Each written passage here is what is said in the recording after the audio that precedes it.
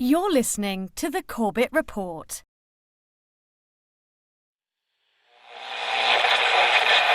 High oil prices helped ExxonMobil boost its profits to nearly $11 billion in the latest quarter.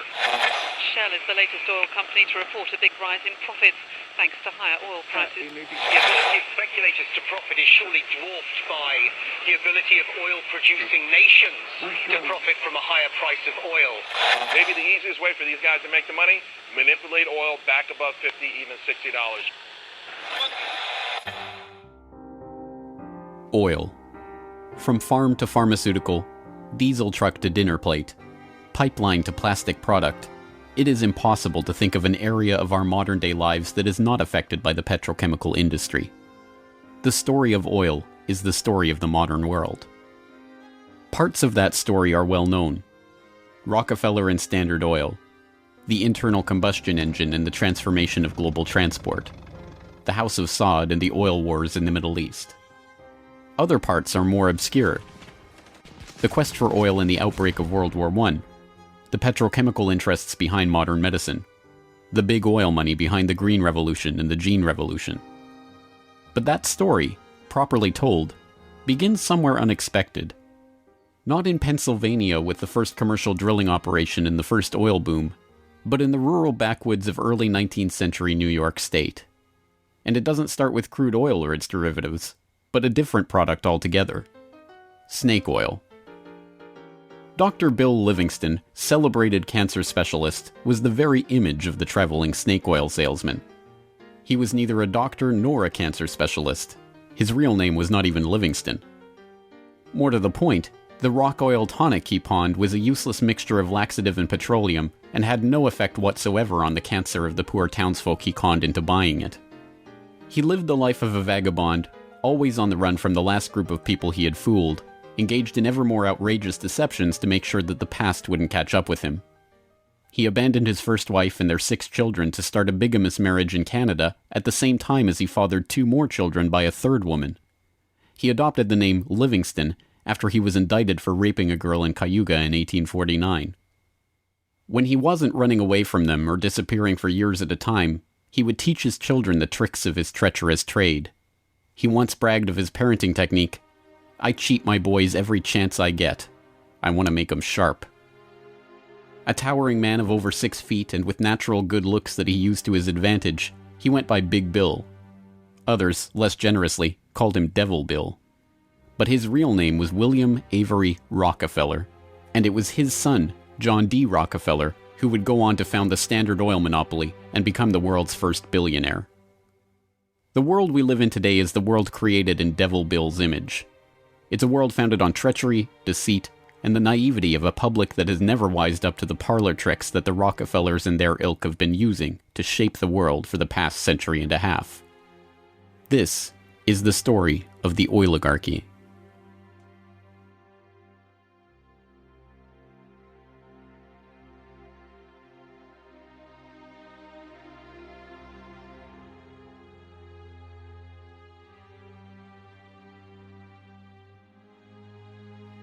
Titusville, 1857. A most unlikely man alights from a railway car into the midst of this sleepy western Pennsylvania town on the shores of Oil Creek. Colonel Edwin Drake. He's from the Pennsylvania Rock Oil Company, and he's here on a mission to collect oil. Like Dr. Bill, Drake isn't really a colonel. The title is bestowed on him by George Bissell and James Townsend, a lawyer and a banker who started the Pennsylvania Rock Oil Company after they discovered they could distill the region's naturally occurring Seneca oil into lamp oil or kerosene. Drake is actually an unemployed railroad conductor who talked himself into a job after staying at the same hotel as Bissell the year before. Calling him a colonel, it is hoped, will help win the respect of the locals. The locals think he's crazy anyway. Seneca oil is indeed plentiful, bubbling out of seeps and collecting in the creek, but other than as a cure-all medicine or grease for the local sawmill's machinery, it's hardly seen as something valuable.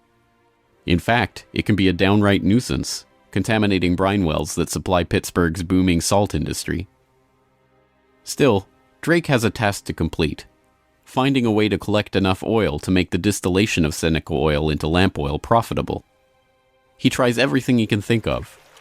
The Native Americans had historically collected the oil by damming the creek near a seep and skimming the oil off the top. But Drake can only collect 6 to 10 gallons of oil a day this way, even when he opens up extra seeps. He tries digging a shaft, but the groundwater floods in too quickly. By the summer of 1859, he's desperate. Drake is running out of ideas, Bissell and Townsend are running out of patience, and, most importantly, the company is running out of funds. He turns to Uncle Billy Smith, a Pittsburgh blacksmith who had experience drilling brine wells with steam-powered equipment. They get to work drilling down through the shale bedrock to reach the oil. It's maddeningly slow work, with the crude equipment struggling to get through 3 feet of bedrock a day. By August 27th, they've drilled down 69.5 feet. Drake has used the last of his funds, and Bissell and his partners have decided to close up the operation. On August 28th, they strike oil.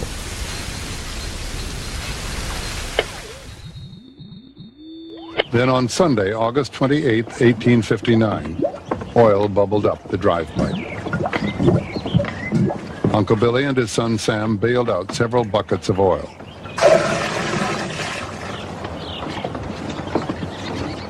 On Monday, the very day that Colonel Drake received his final payment and an order to close down the operation, they hitched the walking beam to a water pump, and the oil began to flow. The first oil was to sell for $40 a barrel. Years later, a local newspaper interviewed Uncle Billy about the day they struck oil. I commenced drilling, and at 4 o'clock I struck the oil. I says to Mr. Drake, "Look there, what do you think of this?" He looked down the pipe and said, "What's that?" I said, "That is your fortune."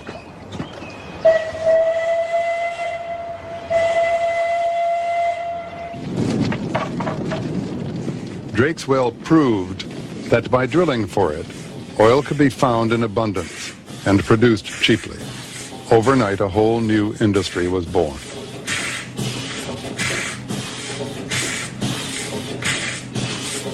Before long, in millions of homes, farms, and factories around the world, lamps would be lit with kerosene, refined from West Pennsylvania crude. When the word came out that Drake had struck oil, the cry went up throughout the narrow valleys of western Pennsylvania. The crazy Yankee has struck oil, the crazy Yankee has struck oil. And it was the first great boom. It was like a gold rush.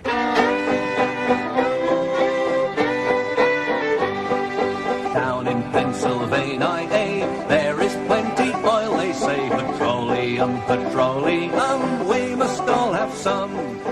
Overnight, the quiet farming backwoods of rural Pennsylvania was transformed into a bustling oil region, with prospectors leasing up flats, towns springing up from nowhere, and a forest of percussion rigs covering the land.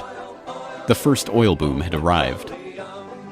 Already poised to make the most of this boom was a young up-and-coming bookkeeper in Cleveland with a head for numbers, John Davison Rockefeller. He had 2 ambitions in life, to make $100,000 and to live to be 100 years old. John D. set off to make his fortune in the late 1850s, armed with a $1,000 loan from his father, Devil Bill.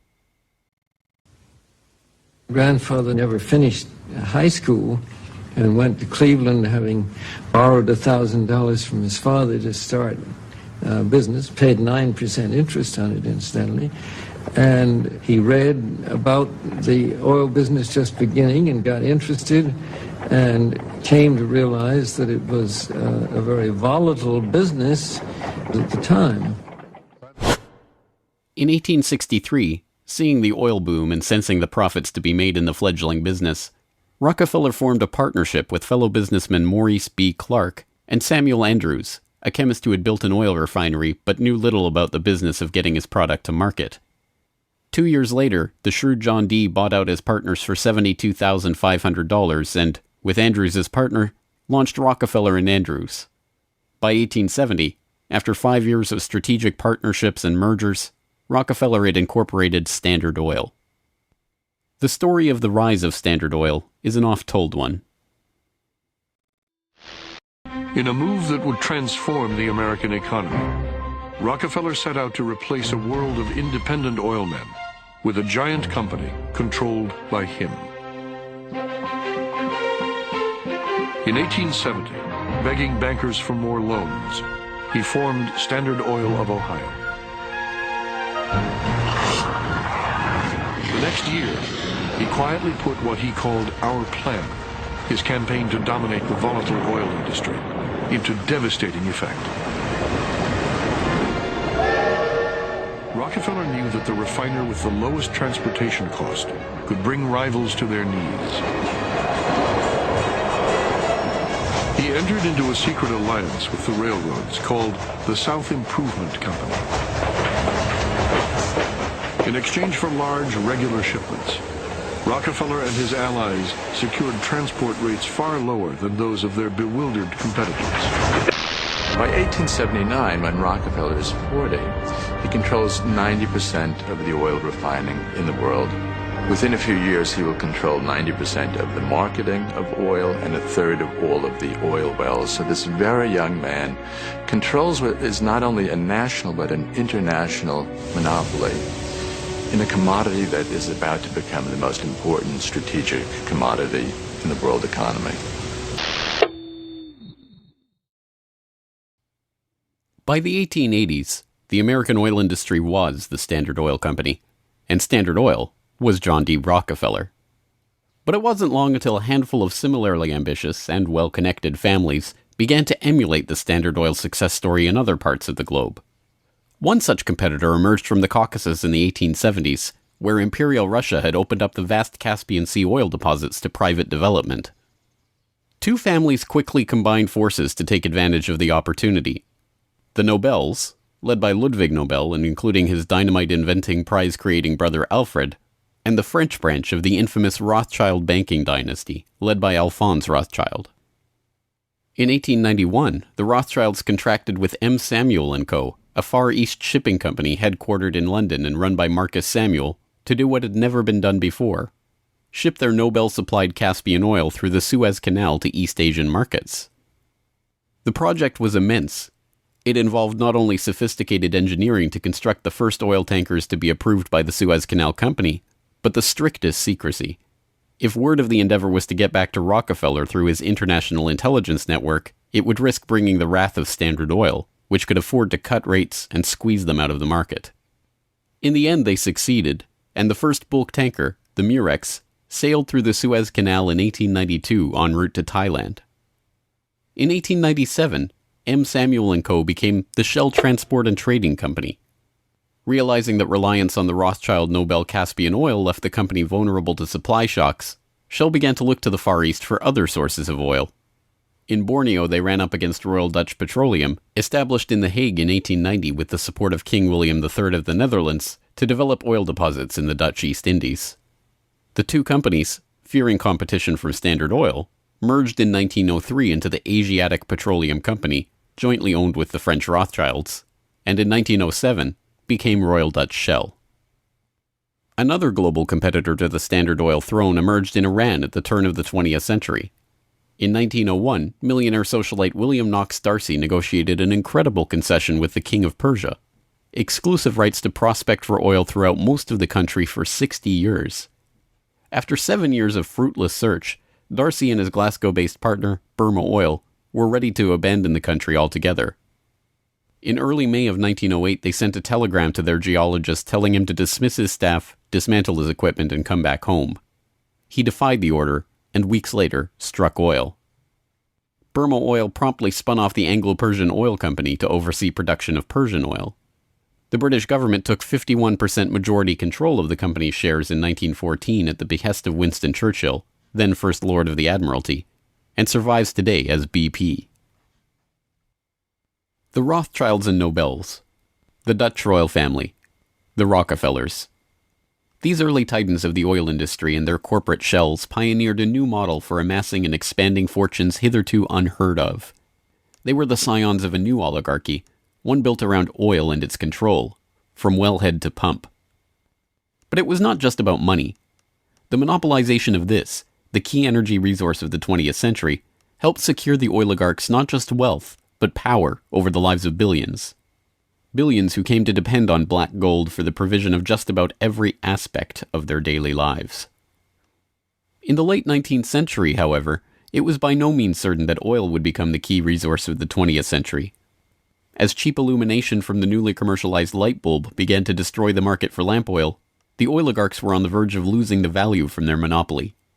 But a series of lucky strikes was about to catapult their fortunes even further.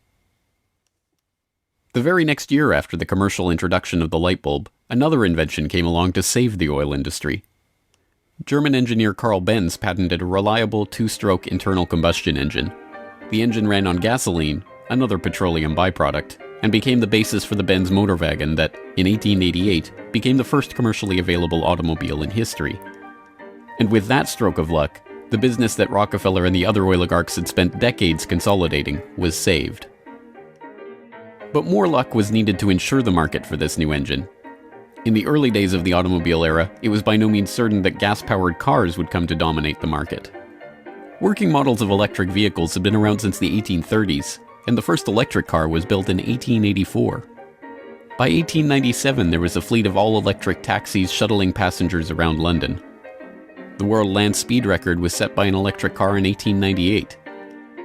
By the dawn of the 20th century, electric cars accounted for 28% of the automobiles in the United States. The electrics had advantages over the internal combustion engine. They required no gear shifting or hand cranking, and had none of the vibration, smell, or noise associated with gasoline-powered cars. Lady Luck intervened again on January 10, 1901, when prospectors struck oil at Spindletop in East Texas. The gusher blew 100,000 barrels a day and set off the next great oil boom, providing cheap, plentiful oil to the American market and driving down gas prices. It wasn't long before the expensive, low-range electric engines were abandoned altogether, and big, loud, gas-guzzling engines came to dominate the road, all fueled by the black gold that Standard Oil, Shell, Gulf, Texaco, Anglo-Persian, and the other oil majors of the time were drilling, refining, and selling. Perhaps John D's greatest stroke of luck, however, was not supposed to be luck at all. Rockefeller had come under increasing scrutiny by a public outraged by the unprecedented wealth he had amassed through Standard Oil. Muckraking reporters like Ida Tarbell began digging up the dirt on his rise to power through railroad conspiracies, secret deals with competitors, and other shady practices. The press pictured him as a colossus with bribed politicians literally in the palm of his hand. Standard Oil was a menacing octopus with its tentacles strangling the lifeblood of the nation. Hearings began, investigations were launched, lawsuits were brought against him, and then, finally, in 1911, the Supreme Court made a monumental decision.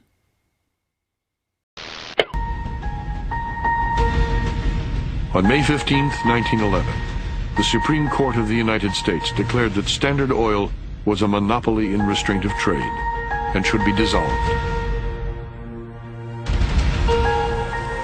Rockefeller heard of the decision while golfing at Kankakee with a priest from the local Catholic Church, Father J.P. Lennon.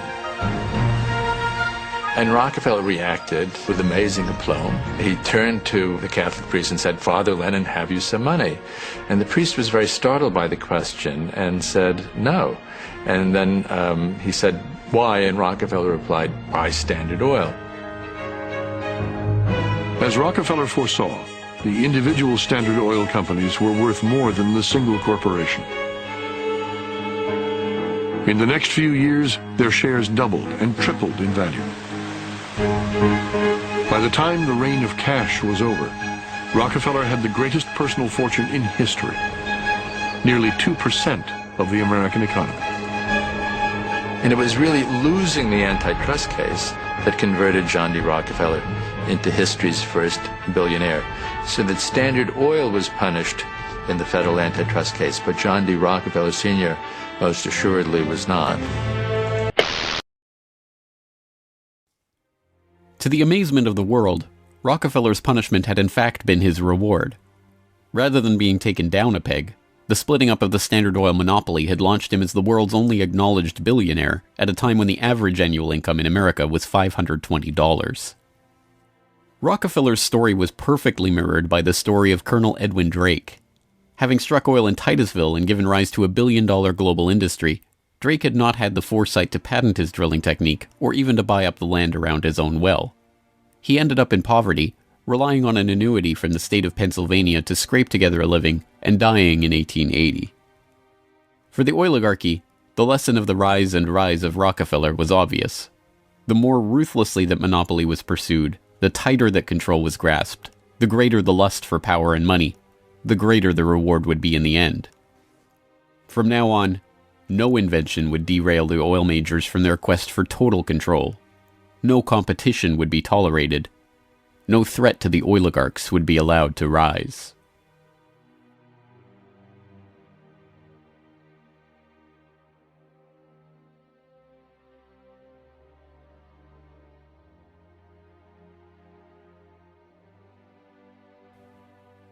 When asked how he could justify the treachery and deceit with which he had pursued the creation of the Standard Oil monopoly, John D. Rockefeller is reputed to have said, "Competition is a sin." This is the mentality of the monopolist, and it is this justification, framed as religious conviction, that drove the oligarchs to so ruthlessly eliminate anyone who would dare rise up as a pretender to their throne.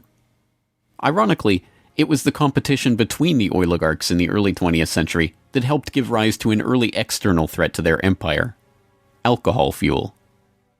As historian Lyle Cummins has noted of the period, the oil trust battles between Rockefeller, the Rothschilds, the Nobels, and Marcus Samuel's Shell kept prices in a state of flux, and engines often had to be adaptable to the fuel that was available. In many areas where oil wasn't available, the alternative was alcohol. Ethyl alcohol had been used as fuel for lamps and engines since the early 19th century. Although it was generally more expensive, alcohol fuel offered a stability of supply that was alluring, especially in areas like London or Paris that did not have predictable access to oil supplies.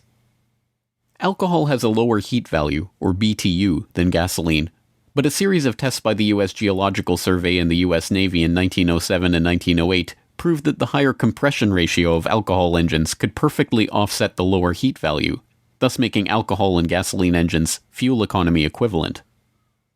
One early supporter of alcohol fuel was Henry Ford, who designed his Model T to run on either alcohol or gasoline. Sensing an opportunity for new markets to boost the independent American farms that he felt were vital to the nation, Henry Ford told the New York Times, "The fuel of the future is going to come from fruit like that sumac out by the road, or from apples, weeds, sawdust, almost anything. There is fuel in every bit of vegetable matter that can be fermented." Farmers, looking to capitalize on this, lobbied for the repeal of a $2.08 per gallon alcohol tax that had been imposed to help pay for the Civil War. They were aided by those who saw fuel alcohol as a way to break the oligarchs' monopoly. In support of a bill to repeal the alcohol tax, President Teddy Roosevelt told the U.S. Congress in 1906, "The Standard Oil Company has, largely by unfair or unlawful methods, crushed out home competition. It is highly desirable that an element of competition should be introduced by the passage of some such law as that which has already passed the House, putting alcohol used in the arts and manufactures upon the free list." The alcohol tax was repealed in 1906, and for a time corn ethanol at 14 cents a gallon was cheaper than gasoline at 22 cents a gallon. The promise of cheap, unpatentable, unmonopolizable fuel production open to anyone with raw vegetable matter and a still, swept the nation. But cheap, plentiful fuel that can be grown and produced locally and independently is not what the oligarchs had in mind. A 1909 USGS report comparing gas and alcohol engines had noted that a significant point in alcohol fuel's favor was that there were fewer restrictions on alcohol engines.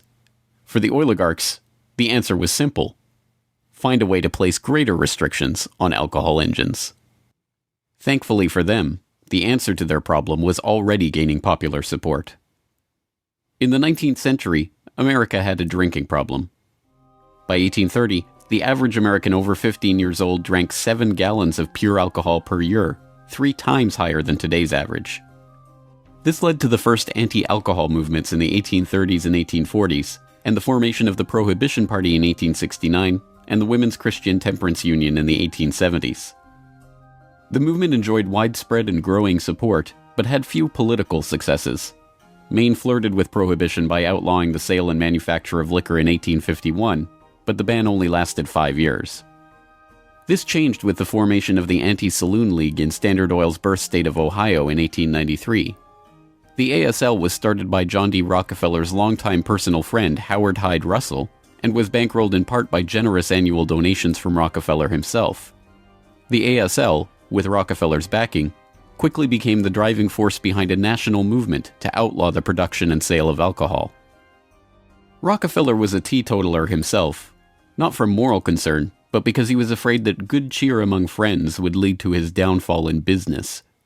Stephen Harkness, one of the silent partner investors in Standard Oil and a director in the company until his death, had caught Rockefeller's eye when he made a fortune buying up whiskey in advance of a new excise tax that he had been tipped about and selling it at a huge profit after the tax kicked in.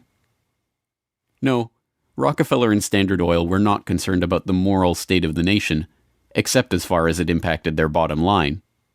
But when Prohibition did come in 1920, it had an interesting side effect. Although it didn't ban the use of ethanol as a fuel directly, it did lead to increasingly burdensome restrictions, requiring producers to add petroleum products to their ethanol to make it poisonous before it could be sold. Alcohol fuel, now completely unable to compete with gasoline, was abandoned altogether by the automobile industry. Another existential threat to the vast fortunes of the early oligarchs was to require an even greater effort at social engineering: public transportation. By the end of World War I, private car ownership was still a relative rarity. Only 1 in 10 Americans owned a car. Rail was still the transportation of choice for the vast majority of the public, and city dwellers in most major cities relied on electric trolley networks to transport them around town. In 1936, General Motors formed a front company, National City Lines, along with Firestone Tire and Standard Oil of California, to implement a process of bustitution, scrapping streetcars and tearing up railways to replace them with GM's own buses running on Standard Oil-supplied diesel. The plan was remarkably successful.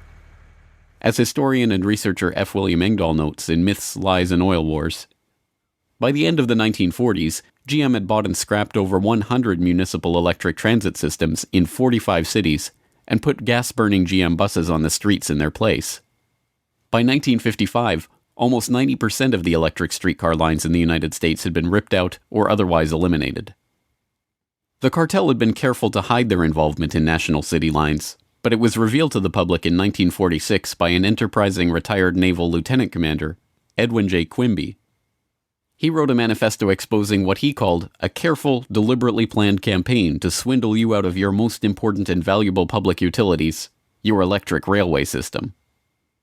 He uncovered the oligarchs' stock ownership of National City Lines and its subsidiaries, and detailed how they had step-by-step bought up and destroyed the public transportation lines in Baltimore, Los Angeles, St. Louis, and other major urban centers. Quimby's warning caught the attention of federal prosecutors, and in 1947, National City Lines was indicted for conspiring to form a transportation monopoly and conspiring to monopolize sales of buses and supplies. In 1949, GM, Firestone, Standard Oil of California, and their officers and corporate associates were convicted on the second count of conspiracy. The punishment for buying up and dismantling America's public transportation infrastructure? A $5,000 fine. H.C. Grossman, who had been the director of Pacific City Lines when it oversaw the scrapping of Los Angeles' $100 million Pacific Electric system, was fined exactly $1. Unsurprisingly, GM and its associates did not remain in the doghouse for long. In 1953, President Eisenhower appointed Charles Wilson, then the president of General Motors, as Secretary of Defense. Wilson, with Francis DuPont of the Rockefeller-connected DuPont family as chief administrator of federal highways, oversaw one of the largest public works projects in American history, the creation of the interstate highway system. With a war-era excise tax on train tickets still in place, and federally funded highways and airports providing cheaper alternatives, rail travel declined a startling 84% between 1945 and 1964. This social engineering paid off well for Standard Oil and its growing list of petrochemical associates.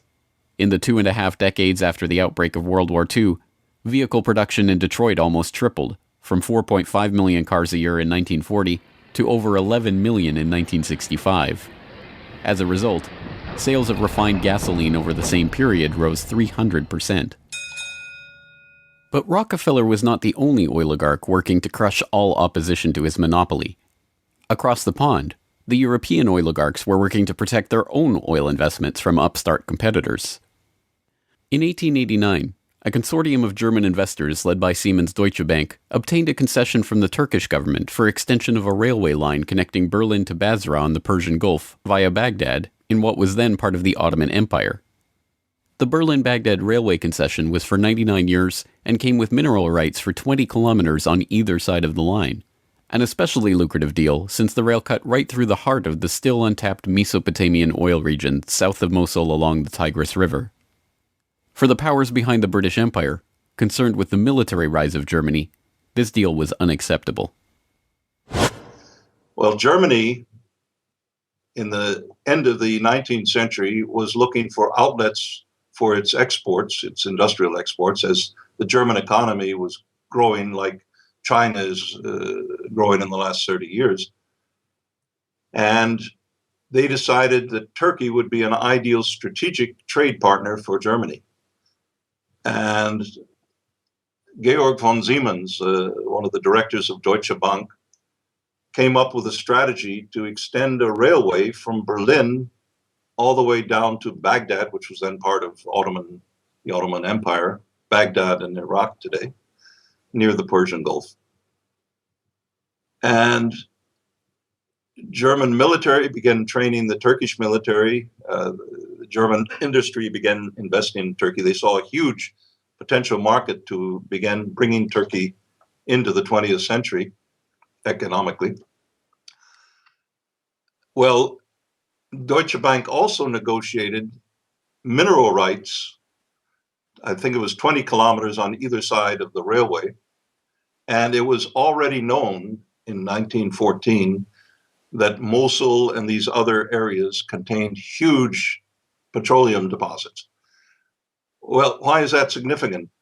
At the end of the century, 19th century, Jack Fisher, the Lord of the Admiralty and the head of the Royal Navy, advocated the conversion of the British Navy from coal-fired to oil-fired, that it would have a qualitative strategic improvement in their every aspect of warship design.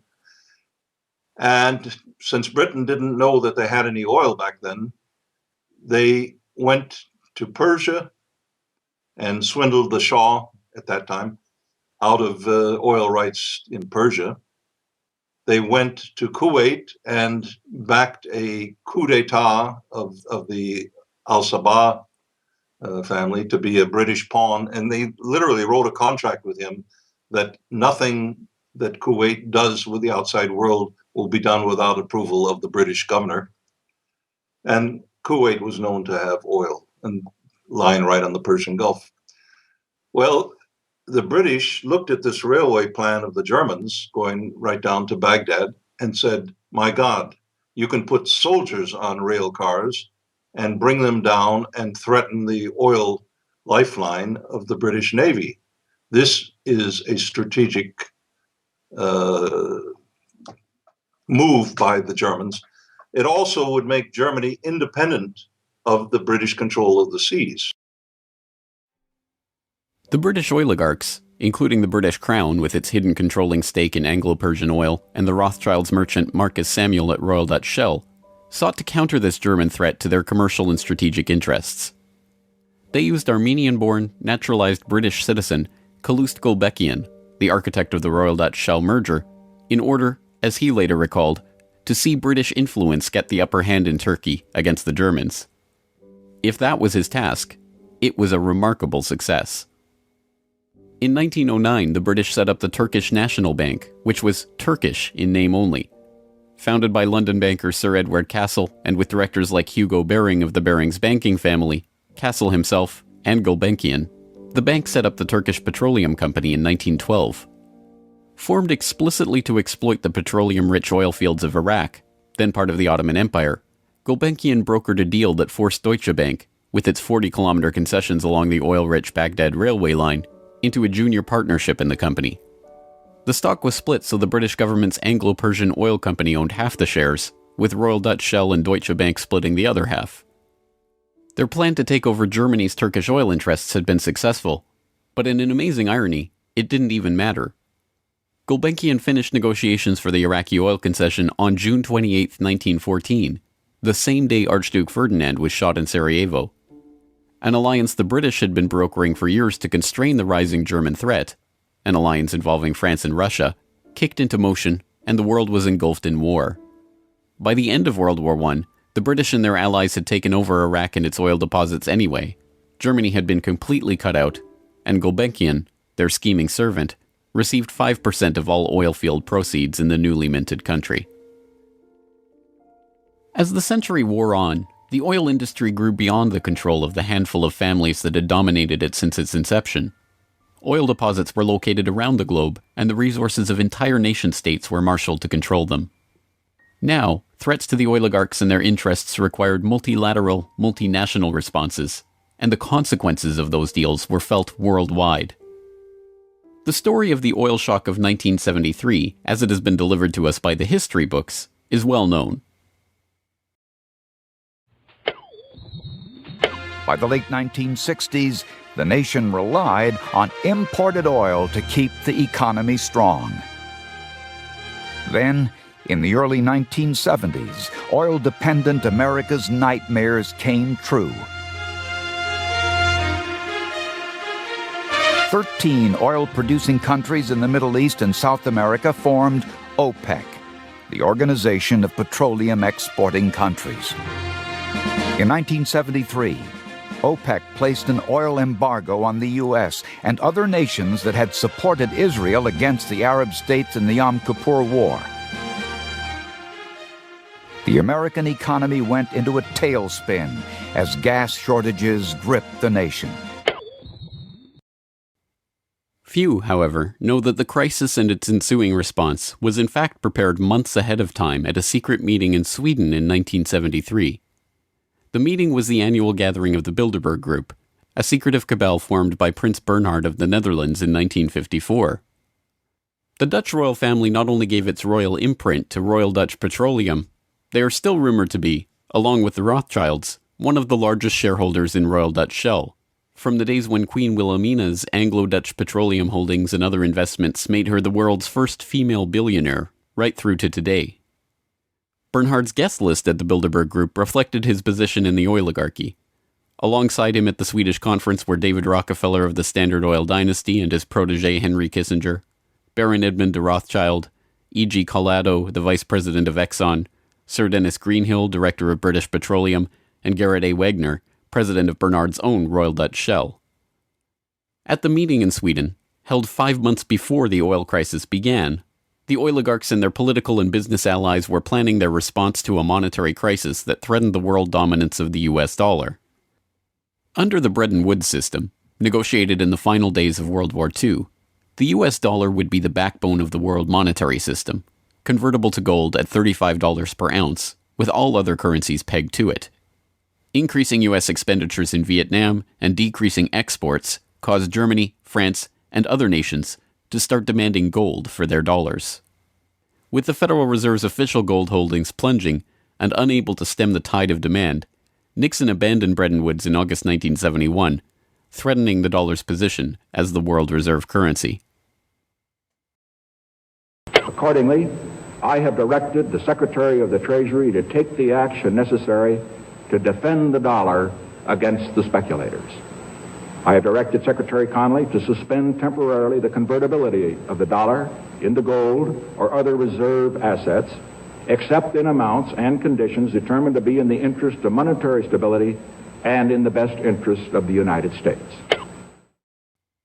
As leaked documents from the 1973 Bilderberg meeting show, the oligarchs decided to use their control over the flow of oil to save the American hegemon. Acknowledging that OPEC could completely disorganize and undermine the world monetary system, the Bilderberg attendees prepared for an energy crisis or an increase in energy costs, which, they predicted, could mean an oil price between $10 and $12, a staggering 400% increase from the current price of $3.01 per barrel. 5 months later, Bilderberg attendee and Rockefeller protege Henry Kissinger, acting as Nixon's Secretary of State, engineered the Yom Kippur War and provoked OPEC's response, an oil embargo of the US and other nations that had supported Israel. On October 16, 1973, OPEC raised oil prices by 70%. At their December meeting, the Shah of Iran demanded and received a further raise to $11.65 a barrel, or 400% of oil's pre-crisis price. When asked by Saudi King Faisal's personal emissary why he had demanded such a bold price increase, he replied, "Tell your king, if he wants the answer to this question, he should go to Washington and ask Henry Kissinger." In the second move of the operation, Kissinger helped negotiate a deal with Saudi Arabia. In exchange for U.S. arms and military protection, the Saudis would price all their future oil sales in dollars and recycle those dollars through treasury purchases via Wall Street banks. The deal was a bonanza for the oligarchs. Not only did they get to pass the price increases on to the consumers, but they benefited from the huge flows of money into their own banks. The Shah of Iran parked the National Iranian Oil Company's revenues in Rockefeller's own Chase Bank, revenues that reached $14 billion per year in the wake of the oil crisis. With the creation of this new system, the petrodollar, the oligarchs had reached unprecedented levels of control over the economy.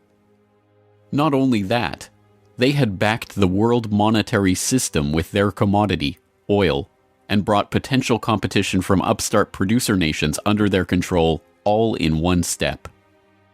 But for the insatiable appetites of these monopolist titans, mere control over the world's monetary system was not enough.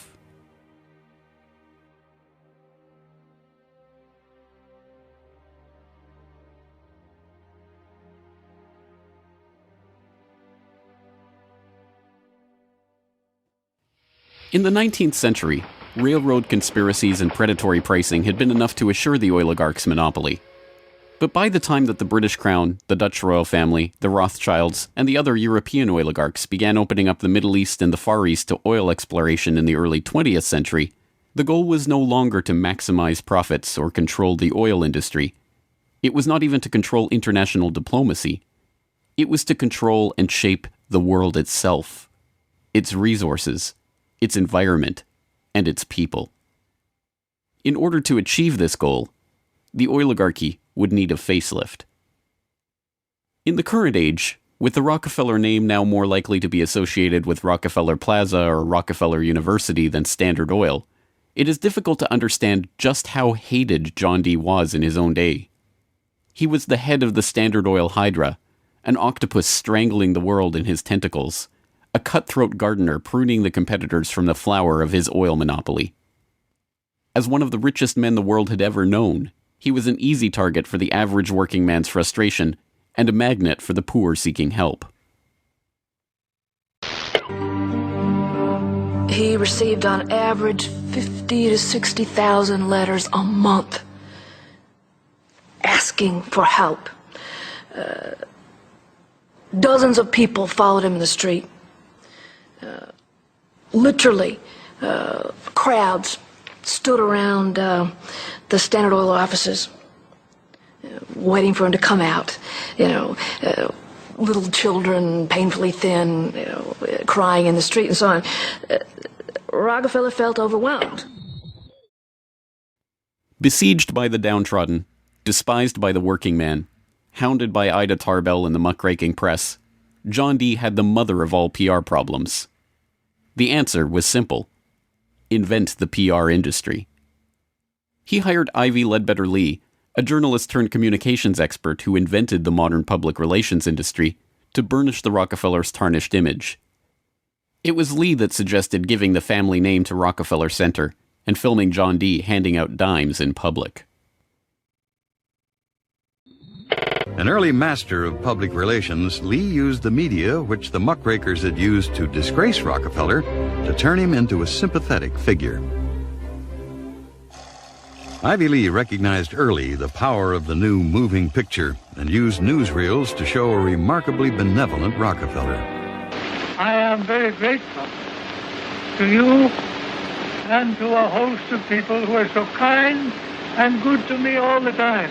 Why? Because you're so good to everybody. Yes, you are. As Ivy Lee began to kind of control his public image, he became oddly a kind of American character.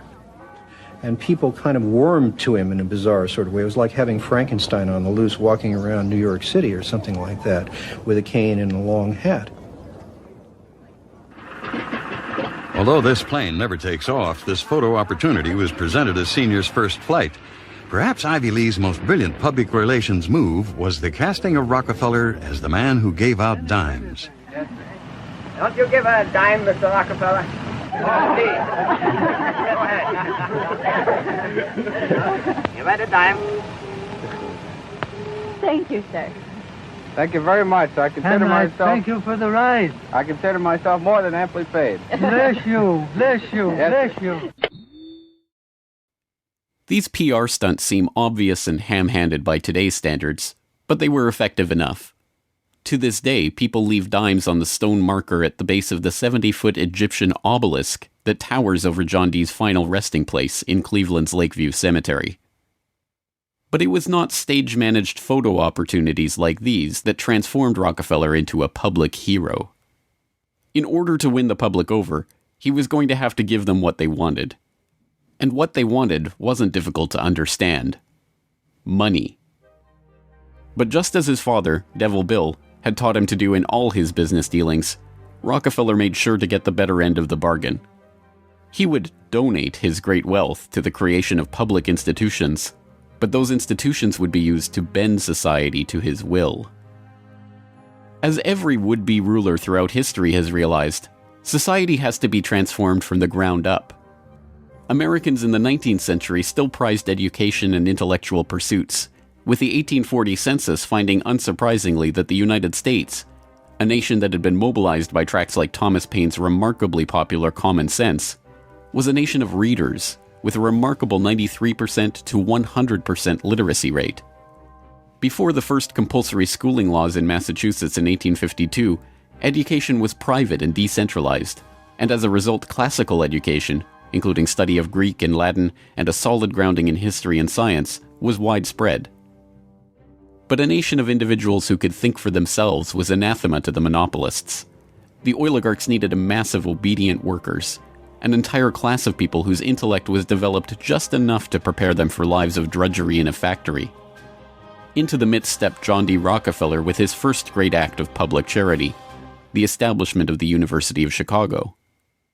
He was aided in this task by Frederick Taylor Gates, a Baptist minister that Rockefeller befriended in 1889 and who would go on to be John Dee's most trusted philanthropic advisor. Gates would go on to write a short tract, The Country School of Tomorrow, that laid out the Rockefeller plan for education. In our dream, we have limitless resources, and the people yield themselves with perfect docility to our molding hand. The present educational conventions fade from our minds, and, unhampered by tradition, we work our own goodwill upon a grateful and responsive folk. We shall not try to make these people or any of their children into philosophers, or men of learning or science. We are not to raise up from among them authors, orators, poets, or men of letters. We shall not search for embryo great artists, painters, musicians, nor will we cherish even the humbler ambition to raise up from among them lawyers, doctors, preachers, politicians, statesmen, of whom we now have ample supply. Although Rockefeller's resources weren't exactly limitless, they might as well have been. In 1902, he established the General Education Board to help implement Gates's vision for the Country School of Tomorrow with a staggering $180 million endowment. The Rockefeller influence on education was felt almost immediately, and it was amplified by help from fellow monopolists of the era who were approaching the topic of philanthropy from the same angle. Although best known as a steel magnate, Andrew Carnegie's fortune started on the railroads transporting Rockefeller's Standard Oil around the country, and was greatly magnified by a lucrative investment in property near Oil Creek that provided steady, profitable oil sales. In 1905, he established the Carnegie Foundation for the Advancement of Teaching, a tax-free foundation through which Carnegie and his appointees could direct the development of the education system in the United States, and, eventually, worldwide. In 1910, Rockefeller followed suit by establishing the Rockefeller Foundation, which became the tax-free umbrella organization for his philanthropic ambitions. As the Reese Committee, a congressional investigation into the activities of these tax-free foundations in the 1950s, discovered, it wasn't long before Carnegie's endowment approached Rockefeller's foundation with a proposal to cooperate on their shared desire to transform the American education system in their own image. Norman Dodd, the director of research for the congressional committee who was granted access to the Carnegie Endowment's board minutes, explains. So they approach the Rockefeller Foundation with the suggestion that that portion of education which could be considered domestic be handled by the Rockefeller Foundation, and that portion which is international should be handled by the endowment. And they then decide that the key to the success of these two operations lay in an alteration of the teaching of American history. So they approach 4 of the then most prominent teachers of American history in the country, people like Charles and Mary Bird, and their suggestion to them is, will they alter the manner in which they present this subject, and they get turned down flat. So they then decide that it is necessary for them to do, as they say, build our own stable of historians.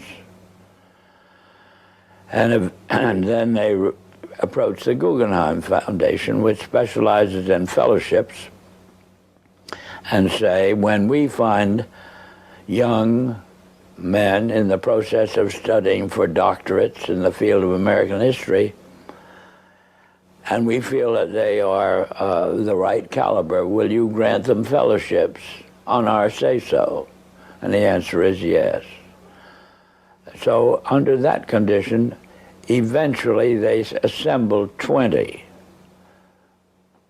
And they take this 20 potential teachers of American history to London, and there they're briefed into what is expected of them when, as and if they secure appointments in keeping with the doctorates they will have earned. And that group of 20 historians ultimately becomes the nucleus of the American Historical Association. And then toward the end of the 1920s, the endowment grants to the American Historical Association $400,000 for a study of our history in a manner which points to what can this country can it look forward to in the future. And that culminates in a 7-volume study, the last volume of which is, of course, in essence, a summary of the contents of the other 6. And the essence of the last volume is the future of this country belongs to collectivism administered with characteristic American efficiency. With this base for transformation firmly established, the Rockefeller Foundation and like-minded organizations embarked on a program so ambitious that it almost defies comprehension. They transformed the practice of medicine. As usual, the oligarchs that funded this change were also there to profit from it, and once again, John D. took his cue from Devil Bill's example.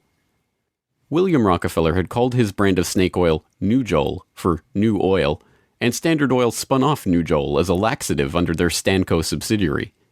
Manufactured on the same premises as Flit, an insecticide also derived from Standard Oil's byproducts, Nujol sold at the druggist for 28 cents per 6-ounce bottle. It cost Standard Oil less than 1/5 of a cent to manufacture. Pharmaceuticals provided a lucrative new opportunity for the oligarchs, but in a turn-of-the-century America that was still largely based on naturopathic, herbal remedies, it was a tough sell. The oligarchy went to work changing that. In 1901, John D. established the Rockefeller Institute for Medical Research. The institute recruited Simon Flexner, a pathology professor at the University of Pennsylvania, to serve as its director. His brother, Abraham, was an educator who was contracted by the Carnegie Foundation to write a report on the state of the American medical education system. His study, the Flexner Report, along with the hundreds of millions of dollars that the Rockefeller and Carnegie Foundations were to shower on medical research in the coming years, resulted in a sweeping overhaul of the American medical system. Naturopathic and homeopathic medicine, medical care focused on unpatentable, unmarketable natural remedies and cures, was now dismissed as quackery. Only drug-based allopathic medicine requiring expensive medical procedures and lengthy hospital stays was to be taken seriously. The fortunes of Carnegie, Morgan, and Rockefeller financed surgery, radiation, and synthetic drugs. They were to become the economic foundations of the new medical economy. The takeover of the medical industry was accomplished by the takeover of the medical schools.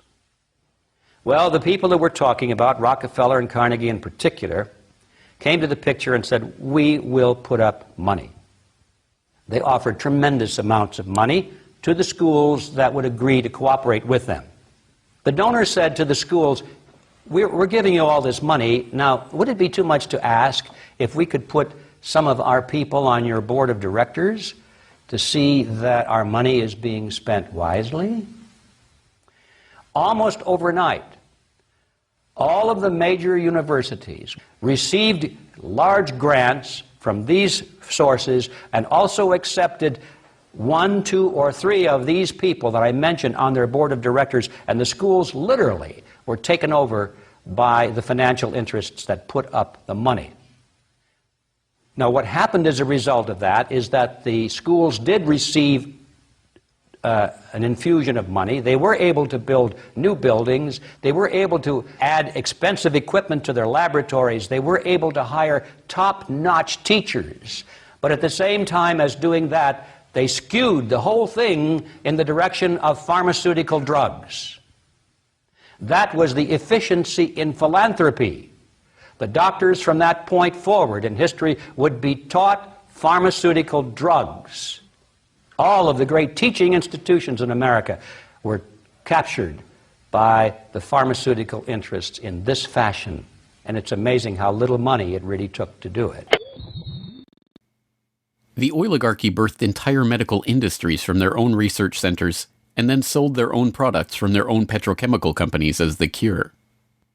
It was Frank Howard, a Standard Oil of New Jersey executive, who would go on to persuade Alfred Sloan and Charles Kettering to donate their fortunes to the cancer center that would then bear their name.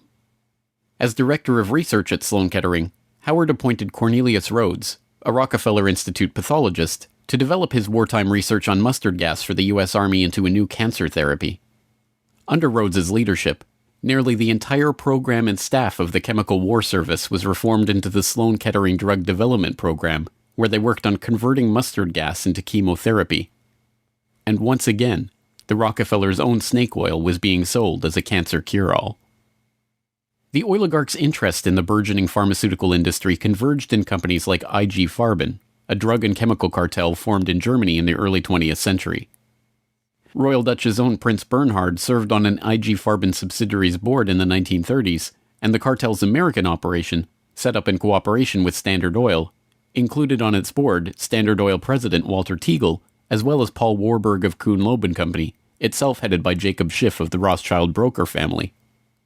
At its height, IG Farben was the largest chemical company in the world, and the 4th largest industrial concern in the world, right behind Standard Oil of New Jersey. The company was broken up after World War II, but like Standard Oil, its various pieces remained intact, and today BASF, one of its chemical offshoots, remains the largest chemical company in the world, while Bayer and Sanofi, 2 of its pharmaceutical offshoots, are among the largest pharmaceutical companies in the world. Not content merely to monopolize the fields of education and medicine, the same oligarchical interests banded together to take control of America's finances. In 1910, John D. Rockefeller Jr.'s own father-in-law, Senator Nelson Aldrich, Frank Vanderlip of the National City Bank, and Paul Warburg, as well as various agents of J.P. Morgan, met in complete secrecy on Jekyll Island to hammer out the details of what would go on to become the Federal Reserve, America's central bank. The Fed, established in 1913, would be run by hand-picked appointees of the oligarchy and their banking associates, including, perhaps inevitably, Standard Oil president and American IG director Walter Teagle. The Rockefeller family would go on to formally enter the banking field in the 1950s when James Stillman Rockefeller, the grandson of John D's brother, was appointed director of National City Bank. Meanwhile, John D's own grandson, David Rockefeller, would go on to take over Chase Manhattan Bank, the longtime banking partner of the Standard Oil empire. In this move, the Rockefeller story perfectly mirrored that of their fellow oligarchs, the Rothschilds. Whereas the Rothschilds had supplemented their banking fortune with their oil interests, the Rockefellers supplemented their oil fortune with banking interests. Springboarding from success to success as they consolidated monopolies across every field of human activity, the oligarchs' ambitions became even larger. This time, their goal was to consolidate control over the very food supply of the world itself. And once again, they would use philanthropy as the cover for their business takeover. The Green Revolution began in 1943 when plant geneticist Norman Borlaug and a team of researchers arrived on Mexican soil. His goal was to improve agricultural techniques and biotechnological methodologies, which in turn would help alleviate starvation and improve the living quality of developing nations. Creating new genetically modified strains of wheat, rice, maize, and other crops, Borlaug planned to win the battle against world hunger. The hope was that these new crops and farming techniques would rescue third world countries from the brink of starvation. That's exactly what happened. The agricultural innovations brought to the poverty-stricken countries gave the farmers the skills and resources necessary to sustain themselves. This triggered a chain of events that would allow these once struggling nations to survive. Agricultural exports soared in quantity and diversity and allowed the countries to become self-sufficient. As the genetically modified crops thrived, farmers were able to use their increased income to purchase newer and superior farming machinery. This increase in revenue made farming easier, more reliable, and more efficient. The Green Revolution led to the modernization of agriculture and has had a profound social, economic, and political impact on the world. The Mexican government turned to the Rockefeller Foundation in their endeavor to nourish Mexico through agriculture. Norman Borlaug, needless to say, was a researcher for the Rockefeller Foundation, and the Green Revolution, for whatever increase in yields it brought about, also created markets for the oligarchs' own interest in the petrochemical fertilizer industry and gave rise to the ABCD seed cartel of Archer Daniels Midland, Bunge, Cargill, and Louis Dreyfus.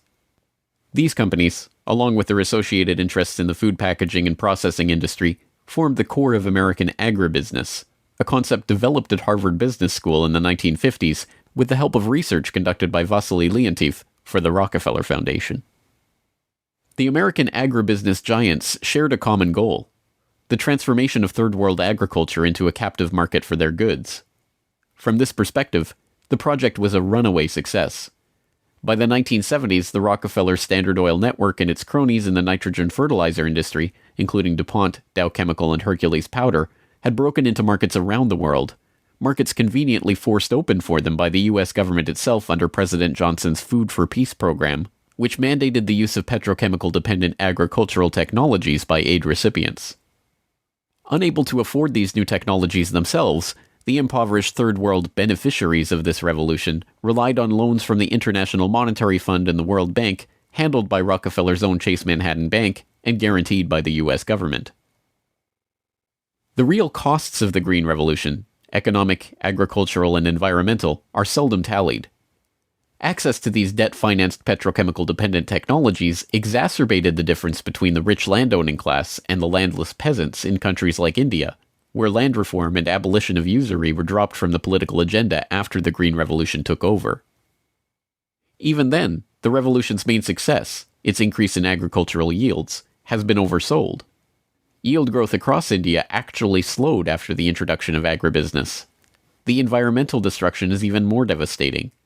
An overview in the December 2000 edition of Current Science notes, the Green Revolution has not only increased productivity, but it has also produced several negative ecological consequences, such as depletion of lands, decline in soil fertility, soil salinization, soil erosion, deterioration of environment, health hazards, poor sustainability of agricultural lands, and degradation of biodiversity.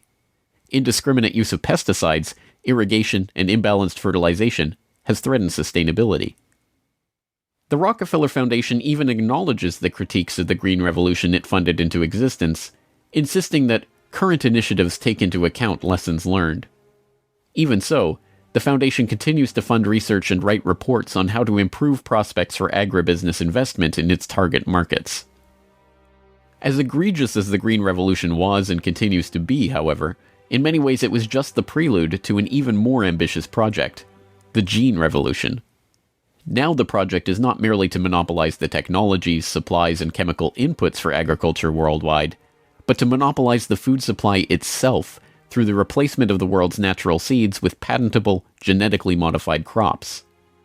The players involved in this Gene Revolution are almost identical to the players in the Green Revolution, with IG Farben offshoots, Bayer Crop Science and BASF Plant Science, mingling with traditional oligarch associate companies like Dow AgroScience, DuPont Biotechnology, and, of course, Monsanto, all funded by the Rockefeller Foundation and fellow philanthropists at the Ford Foundation, the Bill and Melinda Gates Foundation, and like-minded organizations. The convergence of corporate, philanthropic, governmental, and intergovernmental interests in promoting GM crops around the world can be seen in the bewildering array of research institutes, industry associations, and consultative groups devoted to the case. The Rockefeller-funded International Rice Research Institute, the Rockefeller-Monsanto USAID brainchild International Service for the Acquisition of Agrobiotech Applications, the Rockefeller-Ford World Bank-created Consultative Group of International Agricultural Research, and dozens of other bland, benign-sounding organizations research and promote GM crops in target markets around the globe, with the profits ending up in the oligarchs' coffers. A representative example of this story is the agribusiness neocolonization of Argentina, where Monsanto ran an elaborate bait-and-switch to get the country hooked on its genetically modified Roundup-ready soybeans before demanding royalties on the crops that were by then already growing. DuPont then took over, magnanimously beginning a Protein for Life program to foist their own GM soybeans on the country's poor. The same scene has played itself out in country after country, where cartel-developed GM crops are foisted on emerging economies through food aid, usually during times of famine when those countries are especially vulnerable. Only a handful of countries like Zambia or Angola have outright rejected this GMO takeover of their food supply, generously subsidized by the US government to the benefit of the agribusiness cartel.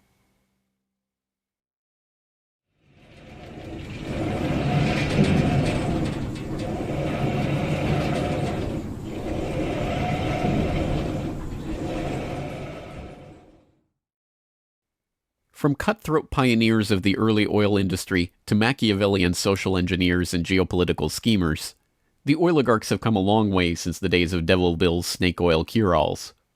But his use of every form of deception and trickery to swindle the public informed how John D. and the rest of the oligarchs built up their business interests. As the 20th century drew to a close, it was obvious that for the powerful cartel that built the oil industry, the Rockefellers, the Rothschilds, the British and Dutch royal families, it was no longer about oil, if it ever really was. The takeover of education, of medicine, of the monetary system, of the food supply itself, showed that the aim was much greater than a mere oil monopoly. It was the quest to monopolize all aspects of life, to erect the perfect system of control over every aspect of society, every sector from which any threat of competition to their power could emerge. They had been remarkably, almost unbelievably successful. From oil well to gas pump, farm to fork, hospital to pharmaceutical, drill rig to dollar bill, there was almost no aspect of society that was not under their control. But the oligarchs are not done yet. Their next project, launched in the late 20th century, is almost too ambitious to be comprehended. It is not about oil. It is not about money. It is about the monopolization of life itself. They have spent decades preparing the path for this takeover and marshaled their mind-boggling resources in service of the task. And the vast majority of the world's population, still playing the shell game that the oligarchs perfected and abandoned long ago, are about to fall right into their hands, yet again. Ladies and gentlemen, the battle against climate change is surely the most defining and pivotal challenge of our times. Even in a world full of daunting perils and crises, it is hard to imagine anything that poses a greater challenge and opportunity for humanity. The negative impact of population growth on all of our planetary ecosystems is becoming appallingly evident. The science is unequivocally true, and that there is a price to carbon in their future. What do you see as the biggest challenges in conservation? The growing human population. Because where we are, there's nothing else. We have to start spending money, fast on the solutions that we have in hand to try and help these countries which are already seeing the effects of climate change today and seeing the effects of our consumption, basically. David Rothschild, thank you so much for joining us here on Bloomberg. Down in Pennsylvania, there is plenty oil, they say. Petroleum, petroleum, we must all have some.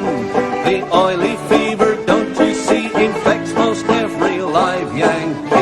From north, from east and west they come for petroleum oil. Oil, oil, oil, oh petroleum. Oil, oil, oil, petroleum.